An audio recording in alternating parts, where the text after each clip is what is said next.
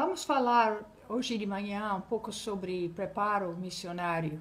É um assunto muito interessante, é muito necessário e eu tenho gastado boa parte da minha vida aqui no Brasil trabalhando nisso, tentando ajudar brasileiros que vão para outras culturas, outros lugares, para poder viver bem e comunicar o Evangelho de uma forma relevante. Então, a primeira razão, vamos olhar para algumas razões de fazer preparo.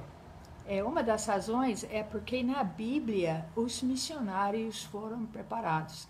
Quando nós olhamos para os missionários que Jesus enviou e depois outros missionários, nós podemos ver o cuidado muito grande que ele tinha em preparar seus discípulos. Ele ensinava eles baseado nas escrituras, sempre referindo às escrituras. E ele mostrou também para eles a prática da missão dele. Quando ele pregava, ele falava, ele confrontava as autoridades, ele confrontava as ideias, as normas sociais, ele sabia comunicar com coragem. E ele também curava pessoas, ele expelia demônios, ele ajudava as pessoas dentro das suas necessidades.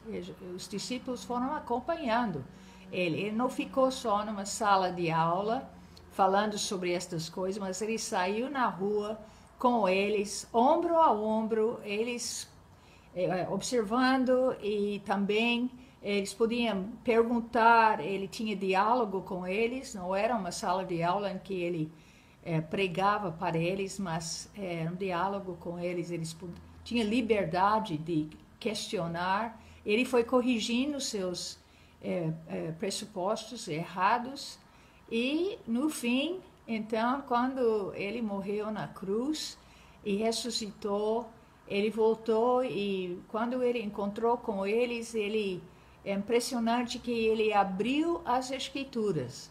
Esse era o preparo dele, as escrituras, baseado nas escrituras. Era um preparo missiológico integrado com as escrituras. Então, Lucas 24:44 mostra que ele abriu as escrituras desde Gênesis até Malaquias, e abriu o entendimento dos discípulos para entender como Jesus era presente em todo este texto e que o Evangelho era presente, o pecado, nas imagens, nos ritos, nos sacrifícios, nas festas, nas leis, na vida de Israel, Jesus estava presente. E a promessa de redenção e de salvação também. Então, os discípulos, naquele momento, começaram realmente a entender o Evangelho. Eles não tinham entendido que Jesus era o Cordeiro de Deus, que ele tinha que morrer pelos pecados, que as pessoas tinham que se arrepender para ser perdoados e ter fé em Jesus. Mas, depois da ressurreição, eles entenderam. E tudo isso era um preparo maciço, muito tempo intensivo com Jesus e com as escrituras da vida toda, mas é interessante que Jesus ainda disse que não era suficiente. Eles precisavam esperar em Jerusalém até eles recebessem mais uma ajuda que era do Espírito Santo. Então eles ficaram em Jerusalém esperando 10 dias até ser cheios do Espírito Santo. Aí eles tiveram não somente o conteúdo, mas eles tiveram o poder e a autoridade para poder levantar no meio da multidão e falar de Jesus. E muitas pessoas aceitaram e foram convertidos e batizados, graças a Deus. Então eles continuaram este trabalho. Não foi só no encontro, no dia de Pentecostes, mas eles passaram o resto das suas vidas, a maioria deles dando as suas vidas como mártires ou sofrendo pela mensagem da cruz, pelo trabalho missionário deles. Eles tinham isso como centro das suas vidas. Era tão importante que morrer não era importante ao lado, comparado. Então, eles passaram as suas vidas assim. Depois Deus chamou Paulo e Barnabé na Antioquia, e os dois eram bastante preparados também. Barnabé participava da igreja em Jerusalém, ele sabia o funcionamento da igreja. Paulo era grandemente conhecedor das Escrituras, Barnabé também, e então eles trabalharam naquela igreja em Antioquia, que era uma igreja misto com gentios e judeus, e os dois entendiam muito a cultura gentílica, porque Barnabé era de Chipre e Paulo de Tarso, dois lugares gentílicos. Então, quando Deus enviou estes dois, eles não eram neófitos, eles eram bem preparados biblicamente, na experiência, na igreja, na evangelização, no discipulado e também na cultura. Então, eles saíram e foram para lugares como Listro, Icônio, Derbe, e a gente, lendo esses dois capítulos de Atos 13 e 14, a gente fica impressionado com a maneira que Deus usou as suas vidas. Especialmente em Listra, a gente vê uma coisa muito importante que tem que ser um dos alvos do preparo. Porque quando a multidão queria fazer sacrifícios a eles, qual foi a reação deles? Eles se jogaram no meio da multidão e eles disseram assim, declararam em bom som, nós somos homens iguais a vocês. Eles não tinham dúvida, eles eram iguais, eles eram também pecadores, eles tinham esta humildade de poder estar no meio das pessoas e saber que eles não eram superiores. E esse deve ser um dos alvos principais também do preparo, que nós ajudamos pessoas a chegar à conclusão que eles não são superiores, eles são pecadores, perdoados, com uma mensagem de transformação e salvação. E então isto ajuda os missionários brasileiros, americanos, qualquer missionário, poder se jogar no meio da multidão, estar presente com as pessoas, convivendo com as pessoas, sem paternalismo, sem etnocentrismo, sem egoísmo, sem querer mandar em tudo. Estas são atitudes que têm que ser transformadas durante o preparo. Então, a Bíblia dá estes exemplos. E a gente pode olhar também para o campo missionário e ver as necessidades do preparo. Porque tem muitos exemplos muito negativos de missionários que chegaram e até dividiram campos, porque levaram as suas ideias, nem sempre bíblicas, ideias que eles aprenderam na infância, ou na cultura brasileira, ou na sua igreja e denominação, e levaram para um lugar e queriam impor, sem conhecer a Bíblia muito bem, sem conhecer a cultura. Então, dividiram campos, ou não obedeceram os líderes no lugar, ou acharam que sabiam de tudo e passavam por cima das pessoas e não perguntavam para as pessoas o que achavam ou como fazer da melhor forma.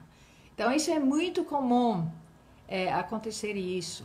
A necessidade é muito grande que o missionário vai com contribuição, com a sua mensagem, com os seus alvos bem definidos, mas que ele chega com humildade, chega com paciência e fica ouvindo, perguntando e esperando para saber como falar e como comunicar, como plantar a igreja, que tipo de igreja, como vai ser esta igreja. Ele precisa do input, ele precisa da opinião das pessoas no lugar. Então, isso tudo faz parte do preparo. Também em Mateus 28, Jesus disse para seus discípulos que eles tinham que ir, é imperativo mesmo, ide, é uma tradução certa, não deixe ninguém falar que é errado,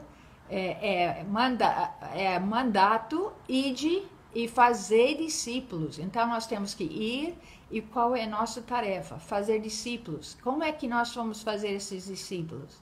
Vamos fazer esses discípulos batizando-os as pessoas, isso quer dizer que evangelizamos as pessoas, plantamos igrejas nos locais, e também outra parte é ensinando-os a guardar tudo que ele tinha ensinado. Então, o missionário ele tem que conhecer o que Jesus ensinou. O que é que Jesus ensinou? O missionário que está saindo de avião, deixando sua igreja e indo para um campo onde ele não conhece a língua nem a cultura, ele sabe o que Jesus ensinou, ele mesmo obedece, ele mesmo guarda o que Jesus ensinou. Então, o missionário ele precisa ter um profundo conhecimento da palavra de Deus e saber exatamente o que foi que Jesus ensinou. Quem é Jesus? O que é nossa mensagem? O que devemos ensinar para as pessoas? Então, e como vai ser esse ensino? Que método de ensino que vamos usar? Vamos ficar no púlpito, pregando para pessoas passivas, sentados em bancos, retangular, numa construção retangular, para fazer discipulado? Ou vamos conviver com as pessoas e, como Jesus, ombro a ombro, dia e noite, em todos os lugares, ensinar a palavra de Deus?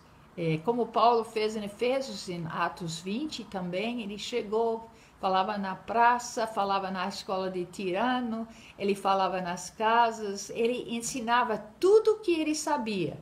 Agora, se o missionário não é preparado, ele pode chegar e dentro de um mês ele chegou ao fim daquele que ele conhece. Então, nós temos que cuidar que as pessoas que saem para o campo missionário, eles têm muito conteúdo, eles têm esta possibilidade de ensinar sobre o que Jesus ensinou e ensinar a fazer, guardar. E também a questão de choque cultural. Então, eu tenho uma tese que o missionário ele tem que fazer contextualização em 3 áreas. Na vida pessoal dele, a moradia dele, a comida que ele come, as práticas dele em família, etc. Tem que identificar o máximo possível, sem pecar, sem exagerar, mas também na comunicação ele tem que identificar, tem que aprender a língua. Esse é um problema que muitas pessoas em países reclamam, porque as pessoas não querem aprender a língua deles. Eles quebram galho com tradutor ou falando a linguagem geral do país sem aprender a língua da tribo, do povo onde está trabalhando. E a terceira área que tem que contextualizar é o formato da igreja. Que tipo de igreja vai plantar nesta comunidade? Aí a gente tem que ver o tipo de governo que seja bíblico. Jesus chamou a atenção para não copiar as normas sociais de Israel, mas que fosse uma liderança humilde, uma liderança que não domina, mas que investe nos discípulos, nos membros da igreja, que é uma pessoa que mostra o caminho e ensina a palavra de Deus. Então, irmãos, é necessário preparo para tudo isso. E o choque cultural acontece especialmente na primeira área de vida pessoal. Então, você chega num lugar e tudo é interessante por um tempo, mas depois desse pouco tempo você começa a não gostar da comida e pensar, eu não aguento esta comida mais, ou o cheiro, ou a sujeira, ou a roupa das pessoas, ou a aparência das pessoas, ou os cumprimentos, ou outros e outros centenas de regras culturais que acontecem, que nós desconhecemos e precisamos aprender. Então a gente entra em um pouco de choque, assim, confusão e às vezes depressão e problemas, assim, conflitos com outros missionários, conflitos com as pessoas. Então ajuda muito se a pessoa fosse preparada para saber como contornar isso, como melhorar, que ele deve aprender, ele deve ter convivência, ele deve fazer amigos, ele deve ouvir, perguntar, deve ter humildade, deve abrir os olhos, tudo isso Então, isso vai ajudar a superar esta fase de choque cultural e desenvolver um ministério que seja relevante, seja bíblico e que seja para a glória de Deus e que faz diferença entre aquele povo. Quando chega o Evangelho, faz diferença. Faz diferença nas vidas, faz diferença nas crenças, faz diferença na cosmovisão, faz diferença nas instituições, faz diferença diferenças que permeiam toda aquela cultura. Então, se vamos fazer isso, nós precisamos ser bem preparados e nós precisamos saber o que é bíblico, o que não é bíblico, o que seria pecado, o que não seria pecado e ajudar esta nova igreja a tomar decisões que vão levar à glória de Deus e vão levar à expansão e à missão desta igreja para outras aldeias, outros lugares, outros povos. Que a igreja que nós ajudamos a plantar nos campos missionários, irmãos, se tornam logo igrejas missionárias também. E se vocês querem um bom livro para ler sobre como isso aconteceu, Chuva na Montanha, sobre J.O. Fraser, a maneira que eles fizeram, o John Decker, Tochas de Júbilo, eles ganharam esses povos e os novos convertidos se tornaram missionários. E assim a igreja foi atuando e crescendo junto com o missionário. Então, irmãos, leia biografias, tem muita bibliografia de livros agora no Brasil, graças a Deus, nos últimos 30 anos, temos muitos livros sobre missões. Então, leiam estes livros e quando você lê a Bíblia, que deve ser todos os dias, você repara o que tem de missões, de preparo, de missões na Bíblia. E ver se você também vai crescendo no seu conhecimento e na sua capacidade de alcançar outras pessoas, de preparar e de ir como missionários ao mundo, até os confins da terra, como Jesus falou.